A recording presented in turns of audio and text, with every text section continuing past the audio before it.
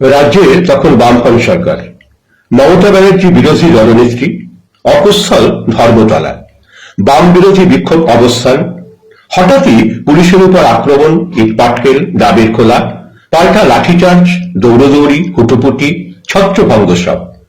একদল বিক্ষোভকারী তখন লাঠি হাতে ভাঙচুর চালাচ্ছে ধর্মতলা চত্বরের লাগোয়া দোকানগুলিতে। এসবই টিভির পর্দায় দেখা দৃশ্য। পরদিন সন্ধ্যায় অসিতের বাড়িতে গিয়েছিলাম। অসিত আমার বন্ধু। কথায় কথায় গতকালের কথা উঠল। আমি বললাম, গিয়েছিলি? তো বলল, যাব না আবার। 1 মিনিট দাঁড়া, এই বলে ঘরের ভিতর গিয়ে একটা কাগজে মোড়া প্যাকেট নিয়ে এলো।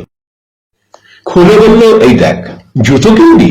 ও বলল, খ্যাপা, কালকে জুতোর দোকানের শোরুম থেকে ঝেড়ে আনলাম। মানে মানে আবার কি? ধর্মতলার জুতোর দোকানটার সামনে কাজ ভেঙে সাজানো জুতোগুলো সবাই নিচ্ছে দেখে আমিও একজোড়া নিয়ে এলাম। এই বলে জুতো জোড়া আমার সামনে নামিয়ে দিল। এই বলেছে, করেছিস কি? কেন, কি করলাম? এ তো দুটো জুতো, দুরকম। ভালোভাবে দেখে অসিত হতভম্ব। ওদের জানা ছিল না যে জুতোর দোকানের সামনের শোকেসে যে জুতো থাকে তা এক পাটি করে, স্যাম্পেল হিসাবে।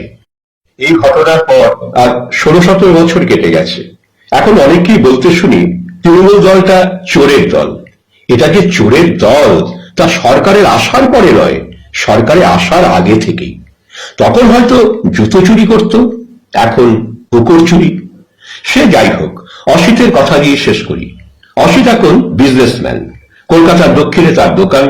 আর শুনলে অবাক হবেন, ব্যবসাটা জুতোরই। হয়তো প্রথম জীবনের জুতো চুরি সে কিছুতেই ভুলতে পারেনি, বা সেই দুরকমের দুপাটি জুতোই ছিল তার জীবনের অনুপ্রেরণা।